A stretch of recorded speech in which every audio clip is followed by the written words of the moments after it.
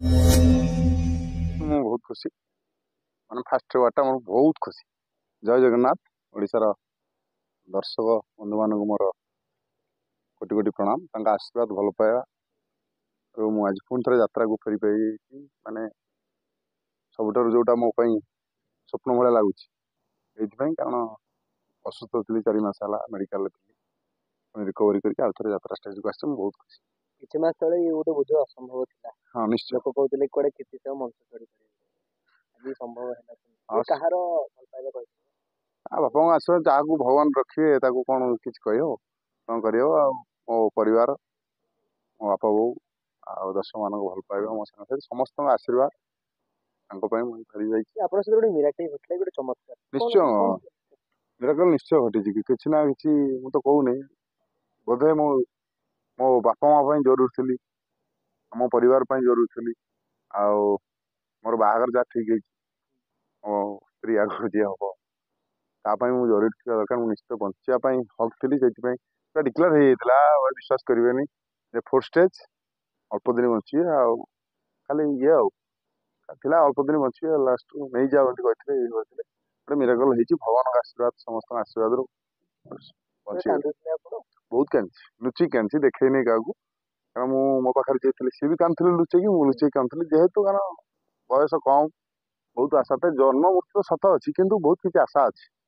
ଯେହେତୁ ମୋ ବୋଉ ଦେହ ସିରିୟସ୍, ତାକୁ ବି ଡକ୍ଟର ସେଇଠି ଟ୍ରିଟମେଣ୍ଟ ହେଉଥିଲା, ତାକୁ ବି କହିଥିଲେ ସେ ରୋଗଟା ନା ମୁଁ କହିପାରୁନି, କାରଣ ବୋଉ ଯଦି ଇଣ୍ଟରଭ୍ୟୁ ଦେଖିଥିବ ଜାଣିଛି। ସେ ମୋ କହିଥିଲେ, ତା ଟେନସନରେ ମୁଁ ଥିଲି ଯେ ମୋ ବୋଉର ଦେହ ଖରାପ, ମୋ ଦେହ ଖରାପ। ଏମିତି ଚିନ୍ତା ମନରେ ପଶିଥିଲା, ଯଦି ବୋଉକୁ ନେବ ମୋତେ ନେଇଯାଏ, ସାଙ୍ଗର ମା ପୁଅ ପଳେଇବୁ। କିନ୍ତୁ ମୋତେ ରଖିବି ବୋଉ ରଖିବେ, ବୋଉକୁ ରଖିବି ମୋତେ ରଖିବେ, ସେ କଥା ବହୁତ ଇଏ ହେଇଯିବ। ଯାହା ହଉ ବଞ୍ଚିଗଲି ଆଉ। ଏଇ ଯେତେବେଳେ ପ୍ରଥମ ଆପଣ ରିପୋର୍ଟଟା ଦେଖିଲେ, ରିପୋର୍ଟ ଦେଖିନଥିଲି, ସେ ଡକ୍ଟର କହିଦେଇଥିଲେ। ମ୍ୟାଡାମ ଜଣେ କହିଥିଲେ, ଜଣେ ସାର୍, ଆଉ ଜଣେ ଭଲ ସାର୍ କହିଥିଲେ ଯେ 4th ଷ୍ଟେଜ୍ ବୋଲି ଡିକ୍ଲେୟାର ହେଇଯାଇଥିଲା। ସବୁଆଡେ ପୁରା କଳାକାର ଆମ ଯାତ୍ରା ଭିତରେ କଥା ହେଇଥିଲା। ସବୁ ଆସିକି କହିଲେ, ବହୁତ କଷ୍ଟ ଲାଗିଥିଲା ଯେ ଏତେ ଶୀଘ୍ର ମରିଯିବି, ଛାଡ଼ିଯିବି ସେ କହିଥିଲେ। ମୋର କିନ୍ତୁ ଇଏ ଥିଲା ନା, ମୋର ସେମିତି କିଛି ଖରାପ ହେଇନଥିଲା, ଲାଗୁନଥିଲା। ତାପରେ ଯାହା ହଉ ଠାକୁରଙ୍କ ଦୟାରୁ ରେଡି।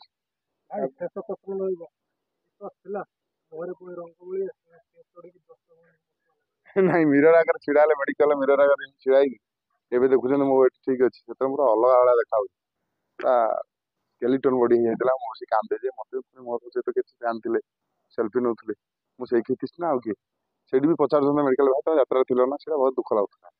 ମୁଁ କାନ୍ଦିଛି, ବହୁତ କାନ୍ଦିଛି। ଏବେ ମନେ ପଡ଼ିଲେ ଗୋଟେ ରାତି ମନ ଦୁଃଖ ରାତି ପାଇଯାଏ, ଭାବେ ଆଜି କ'ଣ ହେଇଗଲା କ'ଣ ନାହିଁ।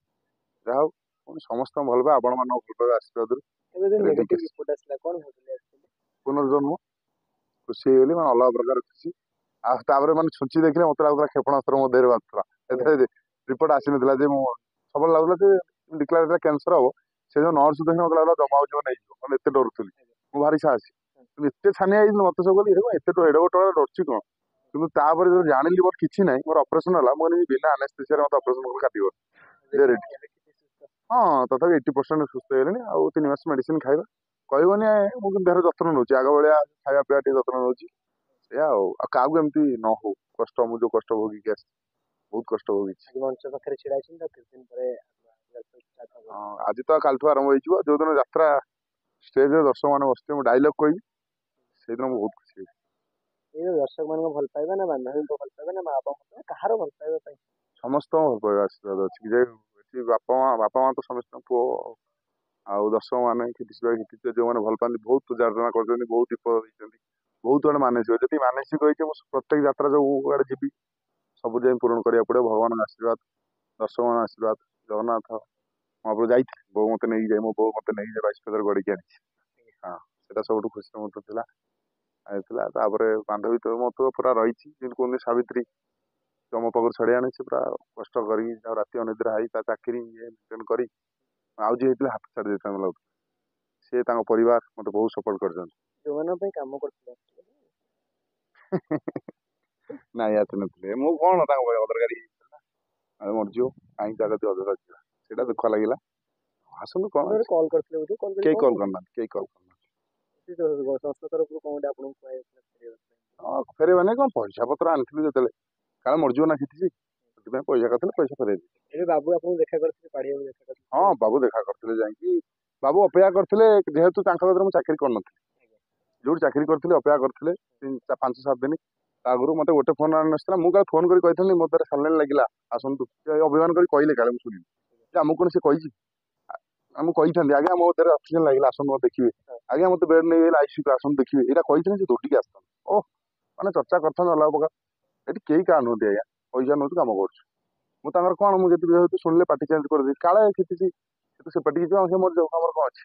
ଏଇ ଯୋଉ କୁହନ୍ତିନି ବାପ ପୁଅର ସମ୍ପର୍କ ସବୁ ମାଲିକ ଚକଳା କରିଦେବେ, ଏଇଟା ସବୁ ମିଛ କଥା। ପଇସା ନିଅ କାମ କର ବାସ୍। କିନ୍ତୁ ଯିଏ ସେତେ ପର୍ଯ୍ୟନ୍ତ ଆପଣ ତା ପାଟିକୁ ଆଣିନଥିଲା ସିଏ କିନ୍ତୁ ଦେବ ଯେତେବେଳେ ହଁ ନିଶ୍ଚୟ, ଯେହେତୁ ମୁଁ ଯାଇଥିଲେ ତାଙ୍କ ମୋ ପଛରେ ଗଲେ, ଏଇଥିପାଇଁ ବାବା ଅପେକ୍ଷା କରିଥିଲେ, କାଳେ କିଏ କଣ କହିବ, ବାବୁ ଯାଇଥିଲେ। ମଣିଷ ଯେ କର୍ତ୍ତବ୍ୟ ମୁଁ ତା କତିରେ କାମ କରିବି ମୁଁ ସେଟା କଥା ନୁହେଁ। ଯଦି ସେଇଠି ଯାଇ ବାବୁ ଯଦି ନ ଯାଇଥାନ୍ତି କଣ ହେଇଥାନ୍ତି, ସେଇଠି ରହିଥାନ୍ତି କି କଣ ହେଇଥାନ୍ତି, ମୋଦି ସେ ଆସିଲେନି, ସେଇଟା ମତେ ଦୁଃଖ ଲାଗିଲା। ଛାଡ଼ନ୍ତୁ ତାଙ୍କୁ ଭଗବାନ ଭଲ ରଖନ୍ତୁ। କିନ୍ତୁ ସବୁ ମିଛ କହିଲେ ଯେ ମୁଁ ଫୋନ କରି କହିନି, ଆମ ହାତରେ ସାଲାଇନ୍ ଲାଗିଥିଲା, ମୁଁ ଯାତ୍ରା କରୁଛି, ତାଙ୍କ କାନରେ କଥା ପଡୁନଥିବ ଯେ କିଛି ଦେହ ଖରାପ ଅଛି, ସେଇଟା ଦୁଃଖ ଲାଗିଲା। ଛାଡ଼ ଠିକ ଅଛି, ମୁଁ ରେଡି। ବାବୁ ଯାଇ ମୋ ପାଖରେ ପହଞ୍ଚିଲେ, ବାବୁ ଗୋଟେ ବଡ କଥା କହିଲେ, ଯେତିକି ଟଙ୍କା ମୁଁ ବହୁତ ଟଙ୍କା ନେଇଥିଲି ଆଡଭାନ୍ସ, ମତେ ଥିଲା ପ୍ରୋବ୍ଲେମ, ସେଇ ଟଙ୍କା ମତେ କହିଲେ ସେ ଟଙ୍କାର ଗୋଟେ ଟଙ୍କା ହାତ ଆଣିବନି ମେଡିକାଲ, ଯେତେ ଟଙ୍କା ଖର୍ଚ୍ଚ ହଁ ମୋ ପାଖରେ ଯାତ୍ରା କରୁ କି ନ କରୁ, ମୁଁ ଗୋଟେ ପୁଅ ଭାବି ତା ପାଇଁ ଖର୍ଚ୍ଚ କରି, ମୋ ବାପା ବୋଉ ଘରେ ଥିଲେ, କେହି ନଥିଲେ, ମୋ ନିଜ ଫ୍ୟାମିଲିକୁ ଜଣା ହେଇନଥିଲା, କାରଣ ବହୁତ ନର୍ଭସ୍ ଲୋକ। ମୋ ଶାଶୁ ମମି ଯିଏ ମୋ ସ୍ତ୍ରୀ, ଆଉ ଏଠି ମୋ ଭିଣେଇ, ମୋ ଏମିତି ମାମୁଁ ଏସବୁ ଥିଲେ, ତାଙ୍କ ଆଗରେ ପ୍ରତିଶ୍ରୁତି ଦେଇଥିଲେ ଯେ କ୍ଷିତିଶର ଦାୟିତ୍ୱ ମୋର। କାଲି ସେ ଯଦି ବମ୍ବେ ଯିବ ଲୀଳାବତୀ ହସ୍ପିଟାଲ, ଟିକେଟ ଫିକେଟ ସବୁ ରେଡି କରାହେଇଥିଲା, ଆଉ ଯିବ, ଯାହା ଟ୍ରିଟମେଣ୍ଟ ଯେତେ ଖର୍ଚ୍ଚ ହବ ମୁଁ କରିବି, ସେ କିନ୍ତୁ ଭଲ ହେଇ ରହୁ, ଯାତ୍ରା ନ କରୁ, ଜାଣିବି କ୍ଷିତିଶ ଅଛି ଗୋଟେ ପୁଅ ଭାବି, ସେଇଟା ମୋ ପାଇଁ ଖୁସି କଥା। ଆଉ କିଏ କଣ ସେ କଥା ମ୍ୟାଟର ନେଇ କଣ ଦରକାର, ଯାହା ଇଚ୍ଛା ହେଲା ଆସିବ। ଏଟା ହଉଛି ସବୁ ସେ, ମୁଁ କଣ ତାଙ୍କର ଅଧିକାରୀ, ମୋ ପାଇଁ କଣ ତାଙ୍କ ଟିକେଟ ବିକି ଦଉଥିଲା ନା କଣ, ସେ କଣ ନଉଥିଲା। ସେଇଟା ଯଦି ଆଉ କିଏ ଗୋଟେ ବଡ କଳାକାର ହେଇଥାନ୍ତା, ଆରାମସେ ତା କତିକି ଯାଇଥାନ୍ତା। ମୁଁ ସେଇଆ ଭାବିଲି ପ୍ରାୟ, ମୁଁ ଯେ କାମ ପାଇଁ ଟିକେ ଉପକାର ପାଇନାହାନ୍ତି, ସେଥିପାଇଁ ଆଇଲେନି, ମୋ ଜାଗାରେ ମିଳିଗଲା ନା ଭାଇ ଜଣେ, ଯାହା ମୋ ପାଇଁ ସେ ଚାକିରି ପାଇଲେ, ସେ ଘରେ ବସିଥିଲେ। ଭାଇ ଧନ୍ୟବାଦ, ଧରଣ ଭାଇ ଯାଉ ଠିକ ଟାଇମରେ ଆସିକି ଯାତ୍ରା କଲେ, ଧନ୍ୟବାଦ। ମୁଁ ଖୁସି ଅଛି, କିଛି ନାହିଁ, ଭଗବାନ ଯାକୁ ରଖିକି କିଏ କଣ କରେ। ଦୁଃଖ ଏଇଆ ଯେ ମତେ ସବୁ ପଚାରୁଛନ୍ତି ଆସୁଛନ୍ତି, ସେଇଟା ଗୋଟେ ପ୍ରଶ୍ନ, ଆସୁଛନ୍ତି କେହି ଦେଖା କରିବେ ନା, ଆଇଲେନି, ଏଇଟା ଦୁଃଖ କଥା ଆଉ କିଛି। ସାଥୀ କଳାକାର ଆସିଥିଲେ, ସାଥୀ କଳାକାର ଆସିଛନ୍ତି, ସାଥୀ କଳାକାର ତ କଳାକାର ଭାଇ ମାନେ ଯାହା ହଉ, ଯିଏ ଯାହା କରିବା ମାନେ ସେ ସବୁ ଆସୁଛନ୍ତି, ଫୋନ ବହୁତ କରୁଛନ୍ତି, ଏବେ ବି ଦେଖିଲେ ସବୁ ପଚାରନ୍ତି। ଭାଇ କଳାକାର ସେ ଯିଏ ଯାହା ହେଇପାରନ୍ତି, କାରଣ ସମସ୍ତେ ସାଥ ଦିଅନ୍ତି ମତେ ଲାଗେ। ଆଉ ଯିଏ ଆମକୁ ନେଇ ସେ କଥାର ମୁଣ୍ଡ ପୁରେଇବାର ନାହିଁ, ସେଇଟା ଗୋଟେ ଭୁଲି ଯାଇଛି ଜୀବନରେ। ଲୋକ କେତେ ତଳକୁ ଯାଆନ୍ତି ସେଇଟା ସେତିକି ଜାଣିସାରିଛି। ଏ ଯୋଉ ବଡ ବଡ ଭାଷଣ ଲେଖି ଦଉଛନ୍ତି ଫେସବୁକରେ, ଉଦାହରଣ ଦଉଛନ୍ତି ମଣିଷ ଇଏ ସିଏ, ସେ କିଛି ନାହିଁ, ସବୁଠୁ ଅମଣିଷ ସେ କୁହନ୍ତି। ମୁଁ ସେଇଠୁ ଜାଣିଲି ଯେ ଇଏ କେତେ ମଜା, ରାତିରେ ଗୋଟେ ରୂପ, ସକାଳୁ ଗୋଟେ ରୂପ। ହଁ ସେ ମୋ ସ୍ତ୍ରୀ ଆଉ। ହଁ ଭାଇ କି, ଭାଇ ଦେଖିବା ଆଉ। ଭାଇ ମୋର ଗୋଟେ ଏଥର ଥିଲା ଯେ ବହୁତ ଲୋକ କହୁଥିଲେ ଦି ଭାଇ ଅଲଗା ହେଇଗଲେ, ଇଏ ଗଲେ ସିଏ ଗଲେ, ଅଲଗା ହେଇନି। ସେ ଯଦି ଅନ୍ୟ ପାର୍ଟର କୋଉଠି ଯାଇ ରୋଲ କରିଥାନ୍ତା ମତେ କଷ୍ଟ ହେଇଥାନ୍ତା, ସେ ତ ଘରେ ରହିବ ନା, ଘରେ ବସିବ ଫାଇନାଲ କରିଛି, ଘରେ ରହିଲେ ମୁଁ ବହୁତ ଖୁସି। ଯଦି ସେ ଅନ୍ୟ କୋଉ ପାର୍ଟରେ ରହିଥାନ୍ତା ଗୋଡ ଭାଙ୍ଗି ହେଇଥାନ୍ତା, ବାନ୍ଧିକି ଅଟକି ହେଇଥାନ୍ତି ନା, ତୋଠୁ ଆମେ ଅଲଗା ହବୁ। ଲୋକ କୁହନ୍ତି ଯେ ଏଇ ଗୋଟେ କଣ ସ୍ୱାର୍ଥ ଅଛି, କିଛି ସ୍ୱାର୍ଥ ନାହିଁ ଭାଇ, ମୁଁ ତାକୁ ବହୁତ ଭଲ ପାଏ, ମୋ ଭାଇ ଯେତିକି ଭଲ ପାଏ, ଆମର ବଣ୍ଡିଙ୍ଗ ଟା ସେଇଭଳିଆ। ଆଉ ମୁଁ ଜାଣିଛି ମେଡିକାଲ ଥିଲାବେଳେ ସେ ଯେତିକି କାନ୍ଦିଛି, ଆଉ ମୋ ପାଇଁ ଯେତିକି ଇଏ କରିଛି, ସବୁ ଇଏ କରିଛି, ସେଟା ମୁଁ ଜାଣିଛି। ଆମର କିଛି ସ୍ୱାର୍ଥ ନାହିଁ ନା, ସେ ମତେ କଣ ଏଇଆ, ଆମ ଭାଇବାର ସମ୍ପର୍କ ଟିକେ ଅଲଗା। ବହୁତ ଲୋକ ଏ ବର୍ଷ ବିବାହ ହେଇଥିଲା ଯେ ସେ ଗୋଟେ ଅଲଗା ପାଟର ରହୁଛି, ଗୋଟେ ଅଲଗା ପାଟର, କିନ୍ତୁ ହେଲା ନାହିଁ, କିଏ ହବାକୁ ଦବ। ମତେ ତ କହିଛି, ମତେ ଆଜି ପର୍ଯ୍ୟନ୍ତ ସେ ଆଇଲା ଦିନ ମେଡିକାଲ ମତେ ଗୋଟିଏ ଭାଇ କଣ କହିବ କହିଲୁ, ତୁ କହି ଗୋଟିଏ କଥା କହି, ତୁ ଖାଇକି ରେଡି ଷ୍ଟେଜ ଛାଡ, ତାପରେ ତୋ କଥା ତୁ ବୁଝ, ଭାଇ ତୋ ପାଖରେ ଅଛି। ନା ନା ସିଏ କହିଛି ମତେ କଣ ସରପ୍ରାଇଜ, ତାର ତ ସବୁ କଥା ସରପ୍ରାଇଜ, ନା ସେ ସସ୍ପେନ୍ସ, ତାର ଧୈର୍ଯ୍ୟ ପୁରା ଅଲଗା ପ୍ରକାର। ଆଉ ସିଏ ଗୋଟେ କଣ ସମୟ ଖରାପ ଥିଲା, ସିଏ ହେଲା ଭାଇକି ମୁଁ ବହୁତ ବୁଝେଇଛି, ବୁଝେଇନି ସେ ଏ ସବୁ ଭାବନ୍ତି, ଅଧେ ବି ଚର୍ଚ୍ଚା କଲେ କ୍ଷିତିଶ ନେଇକି ପଳେଇଲା ସିଂହବାହିନୀ, ପିୟୁଷ ତ୍ରିପାଠୀ କଣ ଛୋଟିଆ କି, ତାକୁ ମୁଁ ନେଇକି ପଳେଇ ଆସିବି। ପିୟୁଷ ତ୍ରିପାଠୀ କଣ ସେ ଏବେ ଯୋଉ ପିୟୁଷ ତ୍ରିପାଠୀ କଣ ଛୋଟିଆ ଲୋକଟେ, ତାକୁ ମୁଁ ଶିଖେଇ ନେଇ କାହିଁ ଶିଖେଇ ନେଇ ଆସିବି। କିନ୍ତୁ ସିଏ ଥିଲେ ଆପଣ ଜାଣିପାରୁନଥିଲେ, ଏଇ ଯୋଉ କାନ୍ଦ ବାବଳି ଦେଖି କାନ୍ଦ ବାବଳି କେମିତି ଜମିବ, ବହୁତ ଲୋକ ଭଲ ପାଉଛନ୍ତି। ଯିଏ ଯାତ୍ରା ଦେଖନ୍ତିନି ସେ ଫେସବୁକରେ ଲେଖନ୍ତି ଅଧିକ, ଆଉ ଯୋଉ ଭାଷା ଫାଷା କହୁଛନ୍ତି ସେ ଯିଏ ଦେଖନ୍ତିନି କହନ୍ତି। ଆଉ ଯାତ୍ରା ଜମିବ କେମିତି, ସେ ଯାହା ବି ଆପଣ ଜାଣିପାରୁନଥିବେ କେତେ କ୍ରେଜ କାହା ପଛରେ ଇଏ। ମୁଁ ଟେକି କହୁନି ତା ପାଖରେ ଅଛି। 3-4 ବର୍ଷ ହେଇଗଲା ତା ପାଖରେ ଗୋଟେ ରୁମମେଟ୍ ସବୁ ଗୋଟେ। ତାପରେ ସେମିତି କିଛି ଗୁଣ ଅଛି ବୋଲି କରାହେଇଛି ନା। ଏ ଖରାପ ସମୟ ଚାଲିଥିଲା କଣ କଲା। ଆଉ ସେ ଯୋଉ କହୁଛନ୍ତି ପଇସା ପାଇଁ ଇଏ ହେଲା ସିଏ ହେଲା, ପଇସା ପ୍ରତି କାହା ଲୋଭ ନାହିଁ। ଟଙ୍କା 500ର ଭୋଟ ବିକି ଦଉଛନ୍ତି। 500 ଟଙ୍କାର ଭୋଟ ବିକି ଦଉଛନ୍ତି ଗୋଟେ ଗୋଟେ ଲୋକ 5 ବର୍ଷ ପାଇଁ। ପଇସା କାହା ନାହିଁ। ଯଦି ମୁଁ ପଇସା ବଢେଇକି ଆସିଥିଲି ବୋଲି ସିଂହ ବାହିନୀ, ସତ କଥା କହୁଛି ଭାଇ, ମୁଁ ଖୋଲା କଥା, ମୁଁ ଆଜି ବଞ୍ଚିଛି ମୋ ବୋଉ ପାଇଁ। 1.5 ଲକ୍ଷ ଖର୍ଚ୍ଚ କରିଛି ମୋ ବୋଉ ପଇସା। ସିଂହ ବାହିନୀ ମାଲିକ ପାଡିବା ମୋ ପାଇଁ ମୁଁ ଆସିଥିଲି ବୋଲି ପଇସା ବଢେଇକି ଏଠିକି ଆସିଥିଲି ବୋଲି 2 ବର୍ଷ ଆଡଭାନ୍ସ ନେଇଛି ବୋଲି ବାବୁଙ୍କୁ ଧନ୍ୟବାଦ ଦେବି। 2 ବର୍ଷ ଏକାଥରେ ମୋତେ ଆଡଭାନ୍ସ ଦେଇଛନ୍ତି ବୋଲି ମୁଁ ବଞ୍ଚିଛି। ମୁଁ 1.5 ଲକ୍ଷ ଟଙ୍କା ଖର୍ଚ୍ଚ କରୁଛି ମୋ ବୋଉ ପିଛାରେ ଖୁସିରେ କରୁଛି। ମୁଁ ପଇସା ବଢେଇକି ଆସିବି, ପଇସା ନଥାଏ କିଏ ଦେଇଥାନ୍ତା? ଏ ଫେସବୁକରେ ଲେଖିଥାନ୍ତି ନା ମତେ ଦିଅ, ଫେସବୁକରେ ଲେଖିଥାନ୍ତି, ସବୁ ଲେଖିଥାନ୍ତେ ଯାତ୍ରା କଳା ଏତେ ଟଙ୍କା ନଉଛନ୍ତି, ସବୁ କୋଉ କଳାକାର ଏତେ ଟଙ୍କା ପାଉଛନ୍ତି? କ୍ୱଚିତ ଲୋକ ପାଉଛନ୍ତି। କଳାକାର ମାନେ ଏତେ ଟଙ୍କା ପାଉଛନ୍ତି, ଆପଣ କହୁଛନ୍ତି ବହୁତ ଟଙ୍କା ମିଳୁଛି। ତାପରେ ଯେତେବେଳେ ରୋଗରେ ଶଯ୍ୟାରେ ପଡୁଛନ୍ତି ସେତେବେଳେ କାହିଁକି ସୋସିଆଲ ମିଡିଆରେ ସେଗୁଡ଼ା ମିଛ କଥା ନା, ସେଗୁଡ଼ା ମୁଁ ସେଟା ସନ୍ତୁଷ୍ଟ ନୁହେଁ। ମୁଁ ଏଇ ମଞ୍ଜୁ ପାଇଁ ମୁଁ ମୋ ଇନଷ୍ଟାଗ୍ରାମରେ ଛାଡିଥିଲି ମୋ ସାଙ୍ଗମାନଙ୍କୁ, ଯିଏ ଯାତ୍ରା ଭଲ ପାଆନ୍ତି, ମୋ ସାଙ୍ଗ ଭିତରେ ମୁଁ କେତିକି ଦେଇଛି ମୁଁ ଦେଖିବାକୁ ଚାହେଁ। ମୋ ବିପଦ ସମୟରେ ମୁଁ ତା କତିରେ ଯାଇ ଛିଡା ହେଇଛି, ତାକୁ ପଚାରିଲେ ସେ କହିବ। ଆଉ ସବୁ କଳାକାର ଆଜ୍ଞା ପଇସା ପାଆନ୍ତିନି, ଖାଲି ଶୁଣିଛନ୍ତି ଯାତ୍ରାରେ ପଇସା ମିଳୁଛି, ସବୁ ପାଆନ୍ତିନି। ରୋଗ ଏଡିକିଟେ ରୋଗ, ପଇସା ମାନେ ପଇସା ନାହିଁ।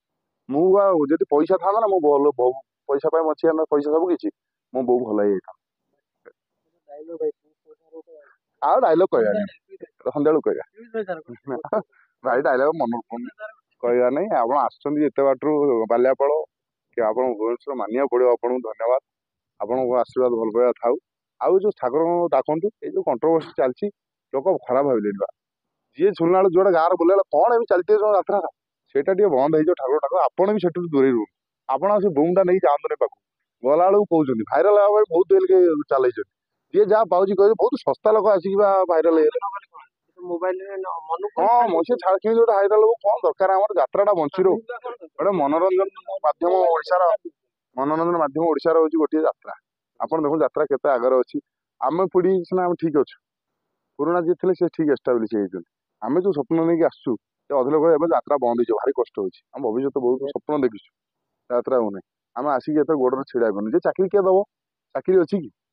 ଆମେ ସବୁ ଯେତିକି ଏବେ ପିଲା ଅଛନ୍ତି ସବୁ ହାୟର ଏଜୁକେଟେଡ, ଚାକିରି ନାହିଁ, ବେକାର ହେଇକି ବୁଲିଲେ ଭଲ ହବ? ଏଇଠୁ ତ ଆମେ ରୋଜଗାର କରୁଛୁ ନା। ମୁଁ ରୋଜଗାର କରିବା ସହିତ ମୁଁ ଟିକେ କହୁନି, ମୋ ରୋଜଗାର ତମ ପରିବାରଟି ଚଳୁଛି।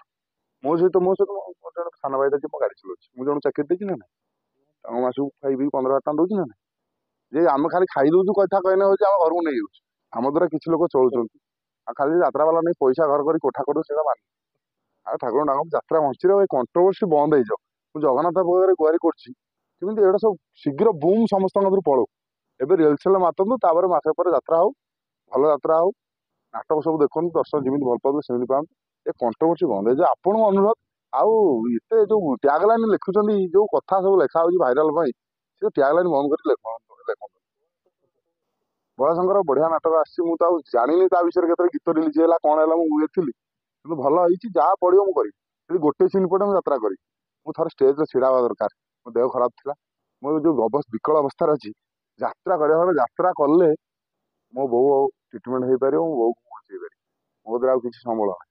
ମୁଁ ଯାତ୍ରା କରିବା ଦରକାର। ମତେ କେହି ଅଟକେଇ ପାରିବେ, ମୁଁ ଯାତ୍ରା କରିବି। ମୋ ଦେହ ଖରାପ ଅଛି, ଡକ୍ଟର ମନା କରୁଛନ୍ତି, କିନ୍ତୁ ମୁଁ କରିବା ପାଇଁ ହେଇଛି ରାଜି। ମୁଁ ରହିଲେ ମୋ ପରିବାର ରହିବ, ଯାତ୍ରା କଲେ ମୋ ବୋଉ ବଞ୍ଚିଯିବ। ମୋ ବୋଉ ପାଇଁ ମୁଁ ଯାତ୍ରା କରିବାର, ମୋ ବୋଉ ଯେତେବେଳେ ଯୋଉ ଯାତ୍ରା ଷ୍ଟେଜରେ ଛିଡା ହବ, ସେଦିନ ମୋ ମନ ଖୁସି ହେଇଯିବ। ନହେଲେ ମୁଁ ଆସିନଥାନ୍ତି ଏ ବର୍ଷ।